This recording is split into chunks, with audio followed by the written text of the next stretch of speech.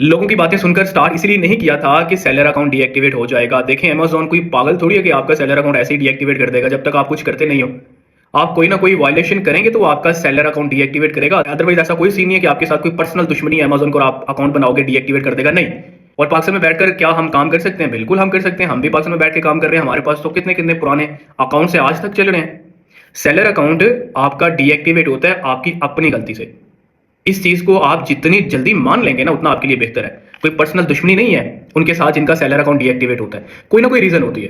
और उसमें कभी इनवाइस का मसला हो रहा होता है, कभी नॉन बैंड लिस्टों के साथ, कभी आप लिस्टों के साथ अप्रूवल के बगैर मीटू कर लेते हो, बाद में इनवाइस का इशू आता है, थर्ड पार्टी से चीजें उठाते हो, बेचना स्टार्ट कर देते हो, स्टार्ट के ऊपर सेल आना स्टार्ट हो जाती है, पहले 15-20-30 मिनट आप बजवाते हो, बिक जाते हैं, दोबारा जब बजवाते हो तो इनवाइस का रोल आ जाता है और आपके पास जो इनवाइस होती है वो अमेज़न एक्सेप्ट नहीं करता या आपके पास इनवाइस होती नहीं है, फिर आपका अकाउंट डीएक्टिवेट हो जाता है।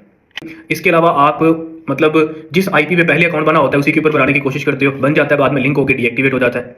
तो सेलर अकाउंट ऐसे ही वो डीएक्टिवेट नहीं करता, याद रखना।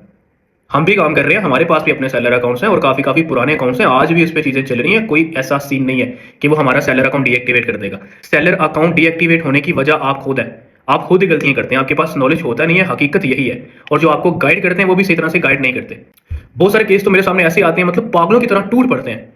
अमेज़न का अकाउंट जब आप अप्लाई करते हो तो आप लोग, अगर वो आपके डॉक्यूमेंट्स एक्सेप्ट नहीं करता, इतनी मत आपकी मारी हुई है, आप बार-बार उसी के ऊपर नए जीमेल में, आप बार-बार उसी लैपटॉप के ऊपर नई जीमेल के ऊपर दोबारा बनाते हो, वही डॉक्यूमेंट्स देते हो, फिर एक्सेप्ट नहीं होते, फिर नई जीमेल बनाते हो, फिर वही डॉक्यूमेंट्स देते हो। तो थोड़ा-सा ना दिमाग से काम लो। डॉक्यूमेंट्स आपके प्रोफेशनली स्कैन होने चाहिए। जब आपको बोला जाए ना बनाने लगे हो तो प्रोफेशनली स्कैन करने हैं, तो और आगे से आपके रिप्लाई आते हैं, कोई बात नहीं है, बस ठीक है, मोबाइल से आप तस्वीरें लेते हो और जो मोबाइल ऐप स्कैनर है उसके थ्रू स्कैन करके मत्थे मार देते हो अमेज़न के, और अमेज़न फिर आपके मत्थे मारता है ईमेल कि भाई आपके डॉक्यूमेंट्स एक्सेप्ट नहीं हुए।